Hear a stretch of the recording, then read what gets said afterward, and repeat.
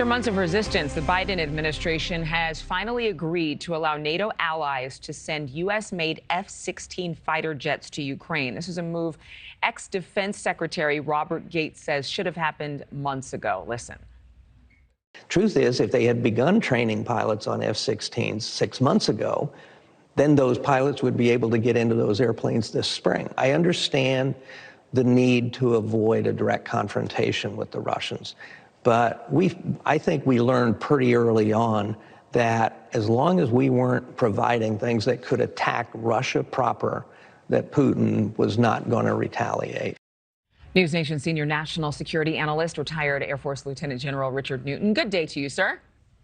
Good morning, Adrienne. Good to be with you this morning. Thank you. Well, you know, this is a big story. If you read the paper, this was President Biden giving in to pressure from allies. Did he give in, or was this something he wanted to do? He was just waiting for the right time?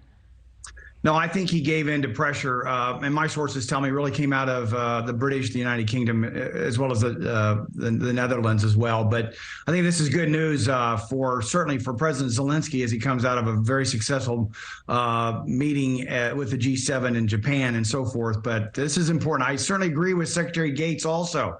We should have been doing this months ago. In fact, on air with you, I believe I advocated for that, along with a number of other national security specialists and so forth. But nonetheless, the training is going to be important for these Ukrainian fighter pilots to get their hands on the F-16. It's a multi-role, very capable, very rugged weapon system that is combat tested, and these Ukrainian fighter pilots, whom are combat tests as well in the coming months, I think could be a very key operational tipping point for Ukraine as they are reportedly going to be kicking off this counteroffensive. But Russia, of course, I remember what you were saying. I wasn't surprised at your answer this morning about the need for these jets for Ukraine. But Russia has warned anyone who helped the country get these fighter jets to them would face some sort of retaliation. How does this change the game in terms of the war, in terms of the strategy, and in terms of escalation of conflict?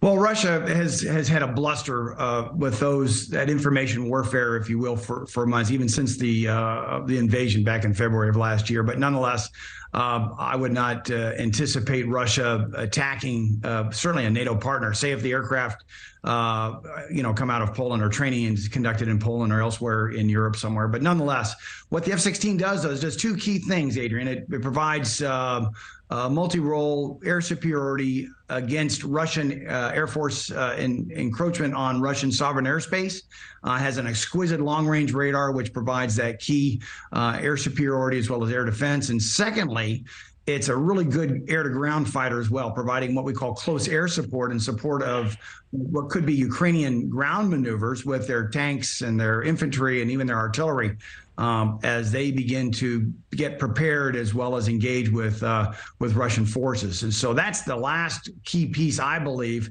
in making for a very effective Ukrainian counteroffensive, especially on the ground, is these F-16s and other aircraft providing the close air support. And just for those viewers watching at home, the U.S. will provide training to Ukraine to use these F-16 jets, but the U.S. itself not sending the jets, just approving their sharing them from other NATO allies. Lieutenant General Richard Newton. Thank you for watching. Go to newsnationnow.com to find NewsNation on your television provider. And don't forget to click the red subscribe button below to get more of NewsNation's fact-driven, unbiased coverage.